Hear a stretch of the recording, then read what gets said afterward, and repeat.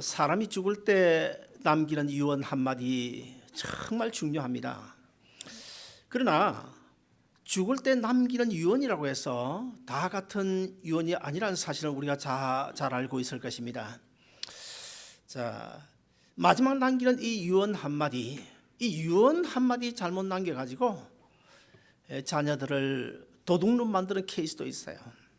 또 이 유언 한마디 때문에 자녀들로 하여금 살인자 만들게 할 수도 있다는 사실을 우리가 알아야 됩니다. 반면에 신앙적인 유언 한마디, 그것 또한 얼마나 중요한지 몰라요. 신앙적인 그 유언 한마디 때문에 자녀들이 정말 예수 그리스도 안에서 바르게 살아가게 되고 예수 그리스도 안에서 성공적인 인생이 되는 줄로 믿으시기를 바랍니다. 오늘은 예수님께서 십자가에 달려 죽으시기 위하여 예루살렘 성에 입성하신 종려주일입니다. 예수님께서 오늘 예루살렘 성에 입성하신 뒤에 한 며칠 동안은 정말 참 마지막 우리들에게 남겨주셔야 될 그런 말씀들을 비유를 통해서 정말 많은 교훈들을 남겨주셨습니다. 그리고 예수님께서 목요일부터 부활주일인 다음 주일 새벽까지 부활하실 때까지 정말 말할 수 없는 고난을 당하셨어요. 그래서 이번 한 주간을 가리켜서 우리가 고난주간이라 그렇게 이야기하는데 실제 주님이 고난 당하신 것은 목요일부터 주일 새벽까지입니다. 예수님은 금요일 오전 9시, 그러니까 우리 시간으로 오전 9시에 십자가에 달리시고 오후 3시에 운명하셨습니다.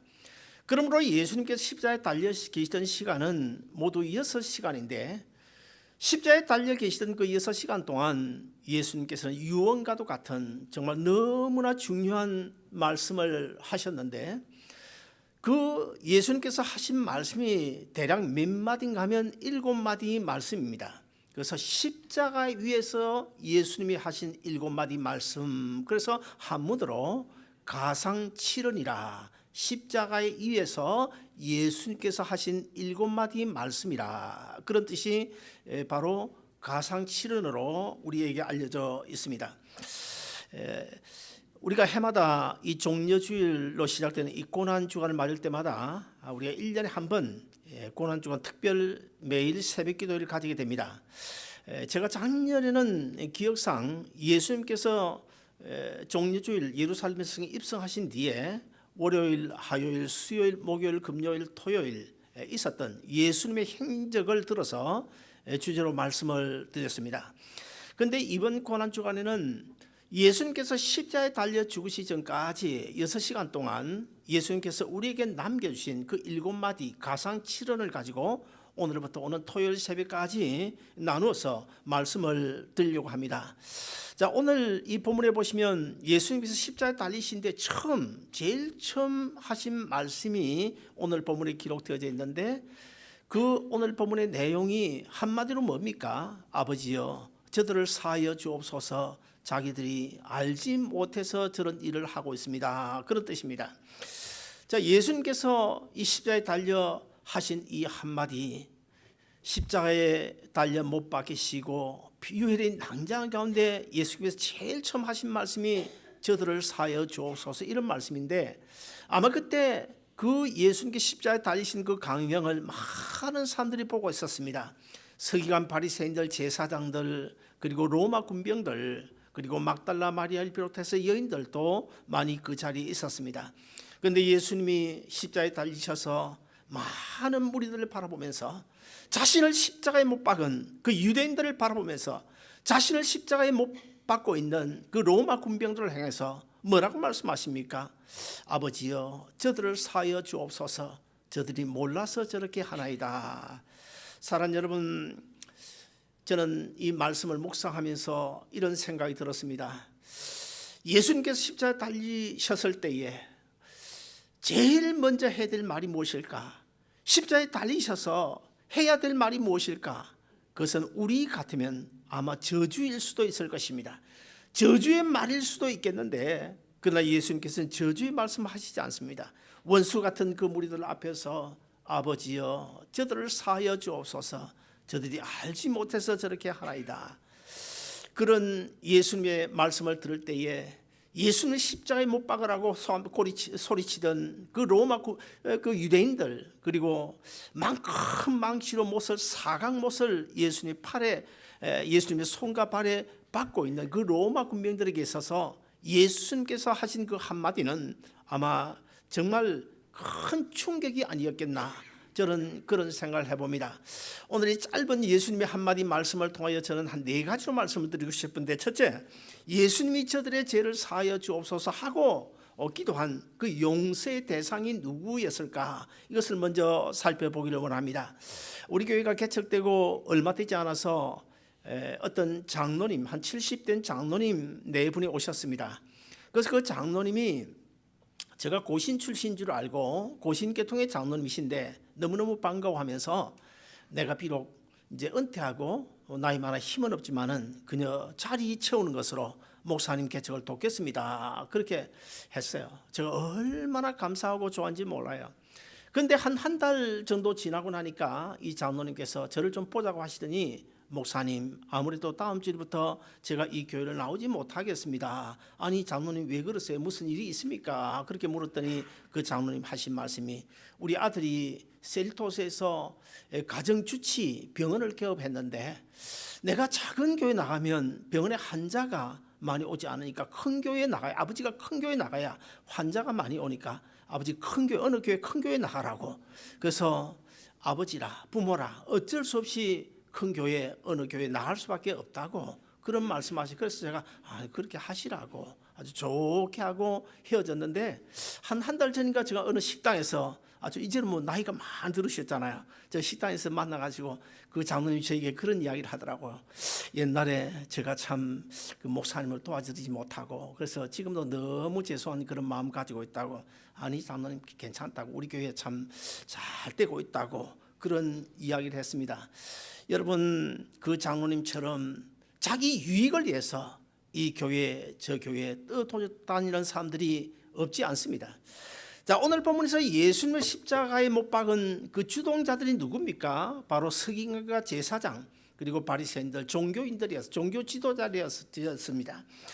자, 여러분, 자 그들, 그리고 그 외에 많은 유대인들, 그들의 모습을 한번 살펴보면, 지금 금요일 날 오전 9시에 예수님을 십자가에 못 박게 되는데, 그로부터 한 5일 정도 거슬러 올라가서 바로 오늘 주일 5일 전에 그들이 어떤 모습을 하고 있었습니까?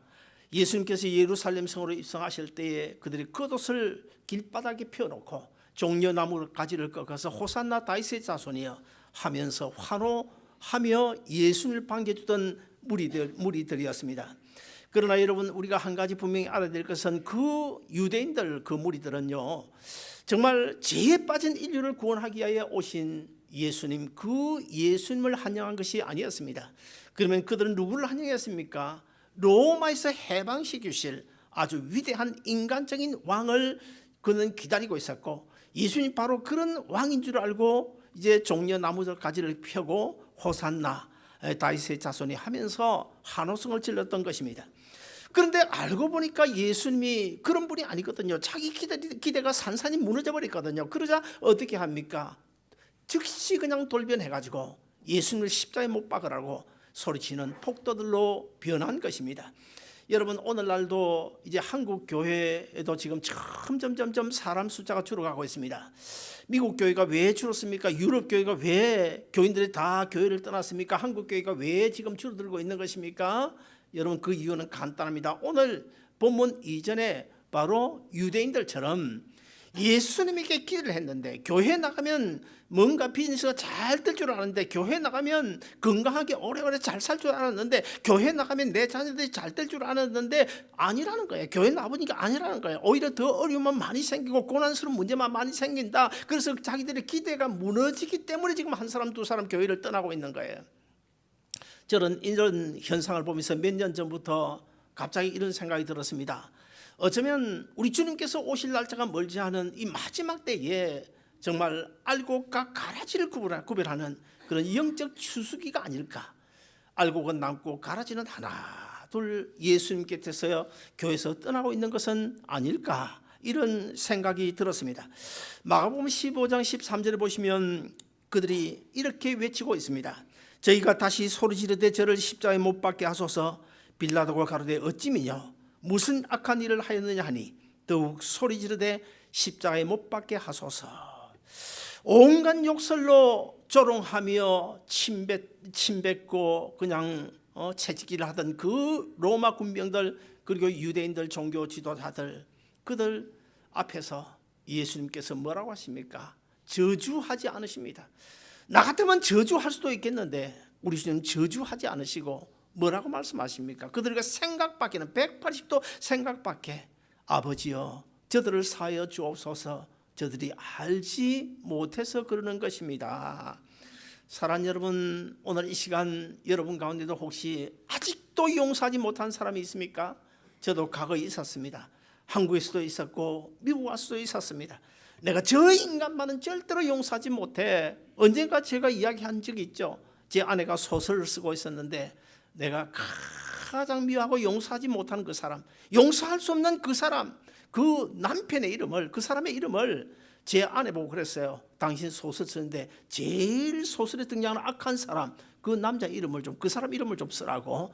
그리고 제일 악한 여자 이름에 그 부인 이름을 좀 쓰라고. 그랬더니 제 아내가 즉시 오케이 하더라고요. 저는 수십 년 같이 살아오면서 그때만큼 그렇게 우리 부부가 의기투합이 잘 되는 경우는 처음 봤습니다. 그럼에도 불구하고 어느 날 하나님께서 용서의 마음을 주시는데 내가 받은 하나님 앞에서 용서받은 죄인이 아닌가. 그렇다면 나도 용서해야지. 그래서 용서 다 하고요. 지금은 전혀 없어요. 지난주에 제가 말씀드렸지만 한국에서 미국 오면서 뭐 들고 왔는지 아십니까? 중요한 두 가지를 손에 들고 왔는데요. 첫째 하나는 발명 특허 18건 그거 들고 왔고요. 그 다음에 두 번째 들고 온 그 뭔지 압니까? 부도 만난 5억 몇천만 원 그 부도 수표, 그걸 내가 왜 들고 왔는지 모르겠어요. 왜 들고 왔는지, 원수 갚으려고 들고 온 건지, 그걸 내가 미국까지 들고 왔다가 나중에 용서하고 다 불태워 없었습니다만은, 여러분 혹시나 여러분 마음 가운데도 용서하지 못하는 사람이 있을지도 모릅니다. 그러나 우리는 용서해야 돼요.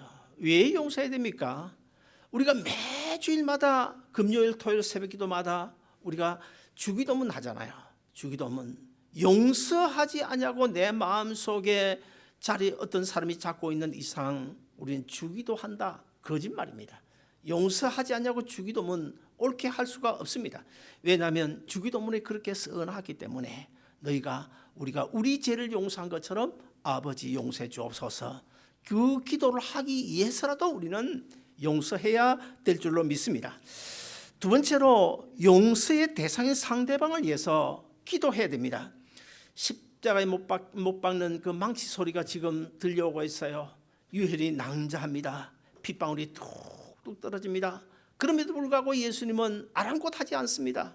그저 아버지여 하고 부르시는데, 하나님 아버지를 예수님 왜 부르는 것입니까? 기도하기 위해서 부르시는 것입니다. 27년 전에 제가 수술을 받기 위해서 UCS 병원에서 그 수술실에 들어가는데, 요즘도 그런지 모르겠지만 그때 보니까 이 그물로 된 모자를 씌워가지고 침대에 눕혀가지고 복도를 밀고 들어가는데요. 그때 제가 느낀 것은 이런 생각이 들었습니다. 이 복도가 왜 이리 길지? 참 복도가 길다, 그런 생각이 들었습니다.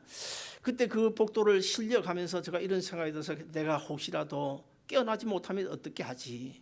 그러면서 내 사랑하는 아내와 그리고 두 딸, 그리고 내 부모 형제, 또 내가 주위에서 가까이 했던 사람들, 그들의 영상이 비디오로 하나 한 사람 두 사람 지나가는데, 참 그때 심정 여러분도 아마 경험해 보신 분이 계실지도 몰라요. 예수님께서 손과 발에 못 박는 그 망치 소리가 들리고 유혈이 낭자한 그 순간에 예수님의 마음속에 어떤 생각이 들었을까요? 아마도 평소에 예수님을 따랐던 그 12 제자들, 그 제자들의 영상이 아마 머릿속에 지나가고 있었을 것입니다. 제일 먼저 누가 영상으로 지나갔을까요? 제 생각에는 아마 가룟 유다가 지나가지 않았을까. 자기를 은30에 팔아버린 그 가룟 유다의 영상이 지나갈 때 예수님께서 아버지여 저를 용서해 주옵소서. 또 누가 생각났을까요? 3번씩이나 예수님을 부인한 베드로가 생각났을 것입니다. 그 베드로의 영상이 지나갈 때도 예수님은 아버지여 저를 용서해 주옵소서. 그리고 또 많은 군정들, 그리고 망치로 못을 받고 있는 그 로마 군병들의 영상도 지나갈 때 예수님께서 아버지여 저들을 용서하여 주옵소서. 사랑하는 여러분, 지나온 우리 인생의 테두리 안에서 저 인간만은 내가 용서할 수 없다, 저 인간만은 절대로 용서할 수 없어, 이런 생각이 들지 모르겠지만, 그럼에도 불구하고 우리가 주님께서 나를 용서해 주신 것, 주님께서 나를 용서해 주시지 않았다면 우리가 어떻게 이 자리에 앉아 있을 수 있겠습니까? 어떻게 예배자의 특권을 가질 수 있겠습니까? 그런 원수 같은 나를 주님께서 용서해 주셨다, 자기 생명을 십자가에 죽이고 나를 사랑해 주셨다, 용서해 주실 때, 해 주셨다는 생각을 할 때 우리는 용서할 수 있는 줄로 믿습니다. 세 번째로, 인간은 무지하기 때문에 우리 주님께서 용서를 하나님께 빌었습니다. 오늘 본문 34절에 보시면 아버지여 저들을 용서하여 주옵소서, 저들이 하는 것을 알지 못하나이다. 제사장들과 서기관들, 그들이 예수님을 죽이기 위하여 얼마나 혈안이 되어져 있었습니까? 만약 예수님께서 자기들을 구원하기 위하여 인간의 몸을 입고 이 땅에 오셨고 자기들을 구원하기 위하여 십자가에 죽으실 위하여 이 땅에 오셨다는 사실을 정말 진정 알았더라면 그들이 과연 예수님을 십자가에 못 박을 수 있었을까? 저는 아니라고 봅니다. 우리가 여기 이 말씀 가운데서 아버지여 저들을 용서하여 주옵소서, 저들이 알지 못해서, 이 알다라는 단어를 제가 설명을 드린 바가 있습니다. 구약 성경을 기록한 히브리어서에 보면 이 알다, 하나님을 안다, 이 안다라는 말은 야다라는 히브리어인데, 이 야다라는 뜻이 바로 부부가 이불 밑에서 서로가 서로를 아는 것처럼 아는 그 관계, 그것이 알다인데, 그러면 우리가 예수 그리스도를 안다라고 하는 것은 우리가 머리로 지식적으로 예수 그리스도 누군지를 아는 것이 아니고 예수님과 인격적인 부부 사이 같은 인격적인 관계를 맺은, 교제를 맺은 그런 관계를 이야기하기 때문에 그 예수님을 안다, 오늘 본문에서 저들이 알지 못해서 안다라는 이것은 바로 예수님 믿지 않았기 때문이다, 이런 말로 우리가 해석을 해야 될 것입니다. 그들이 만약 예수님을 구주로 믿었다면 절대로 못 박을 수가 없죠. 그들이 믿지 않았기 때문에 못 박은 것입니다. 고린도전서 2장 8절에 보시면 이 말씀을 뒷받침하는 그런 아주 중요한 말씀이 나오는데, 거기 보면 이 세대의 가는들이 하나도 알지 못하였나니 만일 그들이 알았더라면 영광의 주를 십자가에 못 박지 않았으리라, 이런 놀라운 말씀이 서포트를 하고 있습니다. 사랑하는 여러분, 그러나 그들이 예수님이 누군지 몰랐다는 것 때문에 예수님께서 그들이 하는 일을 용납하신 것은 결코 아닙니다. 우리가 이 땅에 살아가면서 많은 인간관계를 맺는데 어떤 범죄, 죄를 짓는 것을 보고 우리가 용납해야 된다, 그런 뜻은 결코 아닙니다. 용납할 수 없죠. 정당화될 수도 없습니다. 그러나 예수님은 오늘 본문에서 왜 그들을 용납하셨습니까? 왜 그들을 위하여 저들을 사하여 달라고 기도하는 것입니까? 저들은 무지한 인간이라는 사실을 우리 주님은 알고 계시기 때문에, 그들은 죄인이기 때문에, 그들은 인간이기 때문에 그렇게 할 수밖에 없는 연약한 존재라는 사실을 우리 주님이 알았기 때문에 아버지여 저들을 사하여 주옵소서, 저들이 알지 못해서 그러나이다 하고 기도하는 것입니다. 사랑하는 여러분, 우리도 인간관계 속에서 사실 따지고 보면 나도 죄짓고 살잖아요. 여러분 다 죄짓고 살잖아요. 우리가 이 죄는 크고 저 죄는 크다, 작다 그렇게 말하지만 사실 하나님이 보실 때는 다 똑같아요. 큰 죄, 작은 죄가 없어요. 다 똑같아요. 성령 해방 죄는 용서받을 수 없는 큰 죄지만 나머지 일반적인 죄는 하나님 보실 때는 다 거기서 거기입니다. 그러므로 나도 죄인이기에 내가 저 사람도 용납해야지, 저 사람도 용서해야지, 그런 마음으로 용서하고 예수 그리스도 안에서 기쁨으로 살아가는 여러분 되시기를 주의 이름으로 축원드립니다. 마지막 네 번째로 왜 용서를 해야 될까요? 하나님의 뜻이고 명령이기 때문에 용서해야 된다는 거예요. 여러분, 코리텐 붐이라는 여자인데요, 이름을 들어보셨을지도 모르겠습니다. 이 코리텐 붐이라는 여자는 네덜란드 출생의 아주 독실한 기독교 신자였습니다. 옛날 그 나치 히틀러 당시에 나치 히틀러가 유대인들 600만 명이나 학살하지 않았습니까? 그런 시기에 유대인들이 다 이리저리 피해서 도망을 다지고 있는데 이 코리템품이란 이 여자가 유대인을 숨겨줬어요. 도망다닌 유대인을 숨겨줬는데 그것이 발각이 돼가지고 그 죄로 인해서 언니 베시하고 이 동생 코리가 수용소, 그러니까 감옥에 갇힐 수밖에 없었습니다. 감옥에 갇혀 있는 동안에 언니 베시는 그만 그 감옥 안에서 죽게 돼요. 그리고 이 코리는 구사일생으로 살아나게 됐는데, 물론 하나님의 전적인 은혜였죠. 그런 감옥에서 나온 코리에게 하나님께서 놀라운 감동을 주십니다. 코리야, 이제는 네가 해야 될 일이 있단다. 그러므로 너는 저 나치 독일 사람들에게 십자가에 죽으시고 부활하신 나를 증거해다오, 이런 부탁을 하게 됩니다. 그래서 이 코리가 독일 사람들을 만나서 복음을 전하는 이 전도자로 활약을 했는데, 성령 하나님께서 능력을 주시니까 연약한 이 가냘픈 여인의 몸으로 가는 곳마다 그냥 인산인해를 이루는 거예요. 수많은 사람들이 몰려오는 것입니다. 많은 사람들이 통해 자복을 합니다. 그런데 어느 한 마을에서 복음을 전하고 있는데 열심히 복음을 전하고 한 사람 두 사람 이제 손을 잡고 악수를 하고 있는데, 저 멀리 줄 서 있는 어른 가운데 낯익은 얼굴이 보이지 않습니까? 그가 누군가 하면 바로 라벤슨 부르크라고 하는 그 감옥, 그 유명한 감옥 안에서 너무나 잔인하고 너무나 악랄했던 그 간수가 그 지금 줄을 서서 자기에게로 다가오고 있는 것입니다. 그때 이 코리템품이 정말 말할 수 없는 마음의 그런 상처와 어려움을 당했어요. 그 순간에 그가 경험했던 그 감정을 나중에 책에다가 이런 글로 써놓았습니다. 그 순간 피가 거꾸로 솟는 것 같았다. 그래서 나는 이렇게 하나님께 대들었다. 하나님, 저 인간만은 용서할 수 없습니다. 절대로 용서하지 못합니다. 하나님은 이것만큼은 최소한도 저를 이해해 주셔야 됩니다. 이런 고백이 나와요. 그때 하나님께서 이 코리에게 뭐라고 말씀하시는가 하면, 그럼에도 불구하고 너는 용서해라. 저 사람을 용서해라. 용서할 수 없는데요, 저는 절대 못하는데요, 그래도 너는 용서해야 된다. 그때 이 코리는 두 손으로 귀를 막으면서 하나님의 음성을 저버리고 막 소리쳤어요. 나는 용서할 수 없습니다. 절대 용서할 수 없습니다. 하나님, 이 점만은 꼭 하나님도 이해해 주셔야 됩니다. 그럴 때 우리 주님께서 또 이런 음성을 들려옵니다. 코리야, 내가 지금 너에게 하는 이야기는 내가 저 사람을 용서할 수 있는 마음을 가졌는지 용서할 수 있는 마음을 가지지 않았는지 그것을 묻고 있는 것이 아니다. 용서하라. 이것은 명령이다. 이런 하나님의 음성이 들려와요. 그때 이 코리는 나도 모르게 그 사람을 끌어안는 순간에 용서가, 참된 용서가 어떤 것인지를 분명히 알았고, 내가 용서하고 있는 나 자신을 발견했습니다. 이런 고백을 한 것을 제가 읽어봤습니다. 사랑하는 여러분, 제가 소개해드린 이 코리의 고백이 여러분의 고백 되시기를 주의 이름으로 축원드립니다. 이 시간 이후에는 성찬식이 준비가 되어져 있습니다. 여러분, 성찬식 그러면 바로 예수님께서 십자가에 날려 죽으실 때에 찢으신 그 살과 흘리신 피를 기념하는 시간이다. 그러므로 성찬식은 십자가에 죽으신 예수님과 한 몸으로 연합되는 사건이다. 우리는 이렇게 알고 있지 않습니까?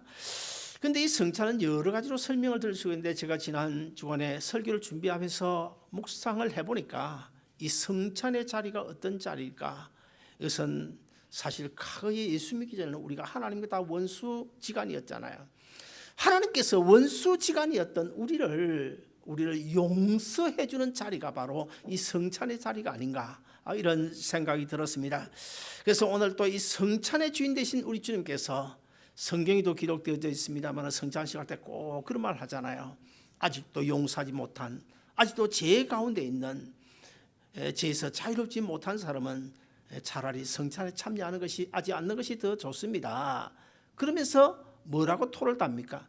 그럼에도 불구하고 지금이라도 용서할 수 있는 마음, 죄를 회개하는 마음이 생기면 차라리 이 성찬에 참여하는 것이 더 낫습니다. 이런 고백을 하는데, 아마 우리 주님께서 지금 우리에게 성찬에 참여, 그런 감동을 주실 거예요. 사랑하는 여러분, 우리가 왜 용서해야 됩니까? 용서는 생명과 직결되는 것이기 때문이고, 그리고 성찬은 우리가 용서받은 자리이기 때문에 우리가 용서해야 되는 것입니다. 그리고 이번 한 주간은 우리가 고난주간 특별 새벽기도를 모이게 되는데요.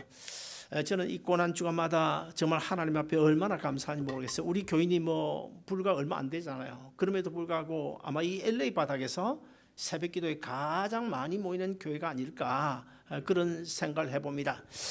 지난 사순절 6주 소그룹도요. 사실 그때 우리가 같이 시작했던 큰 교회 두 교회는 2년 3년하고 다 끝나는데 우리는 지금 13년 동안 계속하고 있습니다. 제가 그래서 이번에 한 가지 좀 생각을 해봤더니 저는 본래 끈기가 없는 사람이에요. 그래서 그런데 이번에 가만히 생각해보면 내가 상당히 끈기가 있네 이런 생각이 들더라고요. 자, 13년 동안 이제 얼마나 그동안 여러 가지 문제가 많았음에도 불구하고 이 사순절 소그룹 오늘까지 은혜롭게 잘 해왔고 사실 우리 교회 성도들 여러분에게는 익숙한 지금 이게 일이 되지 않았습니까? 그래서 이번에도 6주 동안 9그룹이 모이는데요. 그 10명이 넘게 모이는데 저녁 식사가 6, 9, 54, 54번입니다. 그리고 모이는 장소도 54개예요. 이것이 사실 한 주 만에 다 자원해서 채워진다. 이것은 정말 어디 가도 자부심을 가지고 자랑할 수 있는 일이라고 생각이 되집니다. 다 자원해서 은혜롭게 하잖아요. 저도 이번에 우리가 중고등부를 비롯하여 왔는데요. 한 40명이 넘게 왔어요. 40명이 넘게 많은 사람들이 왔어요. 근데 유년주일 애들은 왜 왔는지 모르겠어요. 중고등부 이상 초청했는데 아무튼 많이 왔어요. 많이 왔고 또 다른 한 그룹도 제가 저녁을 대접했는데 얼마나 기쁘고 감사한지 몰라요. 이번에 아마 이런 자리를 마련한 여러분 가정들 정말 진심으로 기쁨으로 하지 않았나. 그리고 이번에는 특별히 사탄 마귀가 틈타지 못하도록 모두를 다 정신을 차려서 그런지 몰랐지만 아마 오늘까지 은혜로운 가운데 끝날 줄로 믿습니다. 이제 내일부터 새벽 기도에 우리가 힘들겠지만 저는 지난 세월 동안 지금까지 이 고난주간 특별 새벽 기도에 어떤 중요한 기도의 제목을 정해놓고 기도한 것 사실 자랑이 아니고 다 이루어졌습니다. 교회 안에 사실 우리 가정의 기도 제목이야 뭐 특별한 거 있습니까? 사실 다 작년까지도 다 이루어졌어요. 이번에도 중요한 기도의 제목을 하나 잡았습니다. 그 잡고 지금 기도할 텐데 이루어질 줄로 믿습니다. 여러분이 안고 있는 그 모든 기도의 제목도 이번 고난주간을 통하여 다 이루어지기를 바라고 이 고난주간에 십자가의 주님을 만나고 부활의 주님을 만나고 이 고난주간을 통하여 여러분의 신앙이 성숙해지는 그런 아름다운 기간이 되시기를 주의 이름으로 축원드립니다.